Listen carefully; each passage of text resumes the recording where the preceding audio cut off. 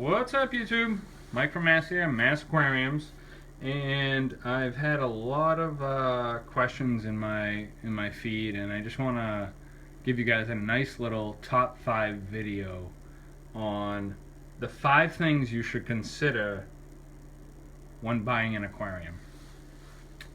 Buy Mass Aquariums. Now, number one, the very first thing you want to do when you're going to buy an aquarium is decide what fish you want to get. Do not go buy an aquarium and then try to fit a bunch of different kind of fish in your aquarium that you either really want that are too big for your aquarium or don't want at all but you're forced to get. What I try to stress to people getting into this hobby is that you really want to look for some fish that you love, whatever kind of fish you like to have, and then buy your setup according to the fish you want to have, and you'll enjoy your hobby, the fish keeping hobby, a whole lot better if you like angelfish, get a big tank. If you like small tetras, you can get a small tank. If you like Oscars, you want to get a really big tank. If you like saltwater fish, you want to start off with a bigger tank than a smaller tank. Number one rule in starting in this fish keeping hobby, get a tank that fits the fish you want, not vice versa. Don't buy a tank and then force yourself into a bunch of fish. You're going to make a whole lot of mistakes. I've made them, everybody's made them, and you're going to cost yourself a ton of money in the long run buying multiple tanks to fit the fish that you've already bought. Which brings me to number 2, your financing. Buying an aquarium costs money, folks. You don't just buy a kit and buy the fish and boom, you're all said and done. It costs money for electricity, it costs money for water and water changes, it costs money to replace fish, it costs money for fish food, for filter media, for substrate. Everything that goes along with the fish keeping hobby costs money. Now it's up to you to find a way to make the hobby be enjoyable while not costing you so much money, which is very, very doable. You just need to figure that out. Now, number 3, where are you going to put your tank? That is very important. A lot of people buy a tank and they just throw it wherever they want to. Where are you going to put your tank? Is it a high traffic area? Do you have lots of kids? Do you have friends coming over? Is it near a door where people are opening and closing and there's drafts coming in and open and closing and hot and warm? Is there a lot of natural light that comes in through the windows? I love putting a lot of my tanks in my basement where there is absolutely no light except for the light that I provide the tank. Is it in close proximity to where you need to do your maintenance? Is there a sink nearby? Is there a way to carry buckets closer to a sink? Do you have to go up, down the stairs?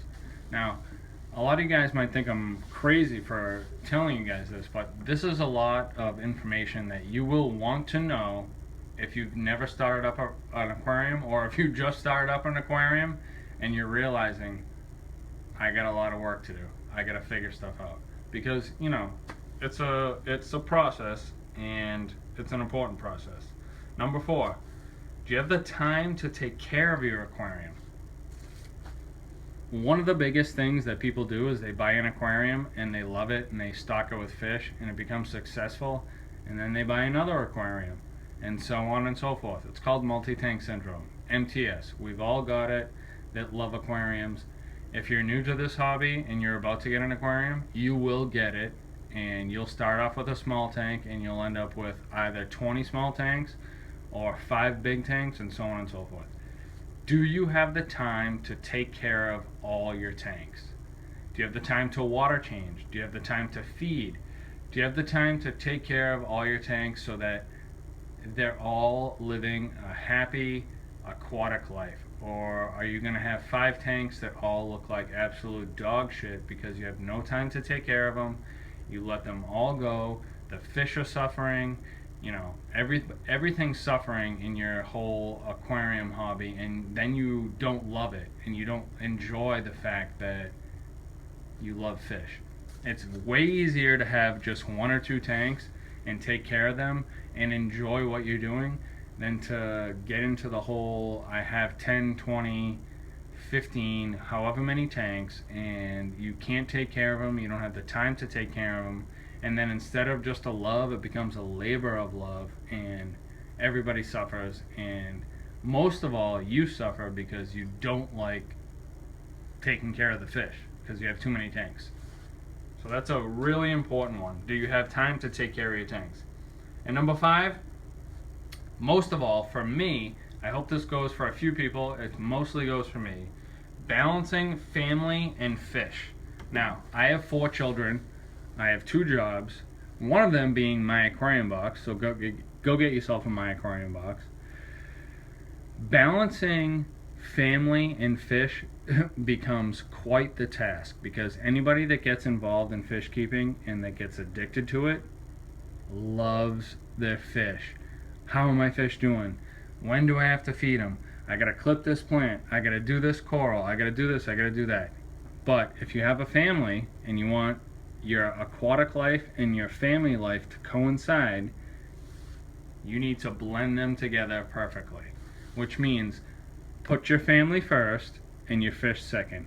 Put on your lights on your timer, and when you have to feed your fish, when it's not dinner time, or when it's not breakfast time, or when people are not doing homework, or when this and that. Like, I have all my fish stuff going on between literally 4 o'clock in the morning and 6 o'clock in the morning, when nobody is up, no one can bother me, no one asks questions. And then I have a few tanks that go on way late at night, between 10 and 12 o'clock at night, when everybody's asleep and no one can bother me and no one can tell me what's what. My family comes first, my fish comes second, I get to enjoy both. So, I hope you enjoyed these 5 tips. I have 5 more tips, but as you guys know, I don't like to ramble, and this video is already pushing 7 minutes. So I'll give you the next 5 tips in the next video. I hope you enjoyed these 5 tips. I hope you guys, especially beginners, go out there and get yourself an aquarium, do your research, put it on paper, get what kind of fish you want, get what kind of tank coincides with that, what you can deal with for budget, what you can deal with for maintenance, and then at the very end, go get yourself a my aquarium box, because that's going to help you out every single month. Alright folks, this is Mike from Mass. I'm out!